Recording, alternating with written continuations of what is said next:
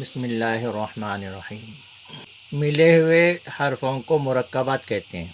یہ جو ملے ہوئے حرف ہوتے ہیں ان کو مرکبات کہتے ہیں۔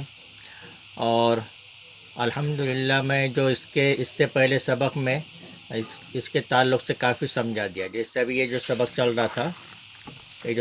رہا تھا اس میں نے پورا لکھ کر اس کو اچھی طرح سے سمجھا دیا، تو اب انشاءاللہ اس میں سمجھنے میں کوئی دقت نہیں ہوگی۔ تو اب یہ جو ہے ہم جو اس کو سیدھا ہی پڑھ سکتے ہیں۔ لام الف، جیم الف، لام الف۔ دیکھیں اس میں یہ خیال رکھنا ہے کہ جو پہلا حرف ہے اس کو پہلا پڑھا جائے گا، لام کو۔ یہ لام ایسے ہے، پھر یہاں سے یہ الف ہے، لام الف۔ میم الف، لام، یہ جو لام ایسے بنا ہوا ہے، پھر یہاں یہ الف ہے۔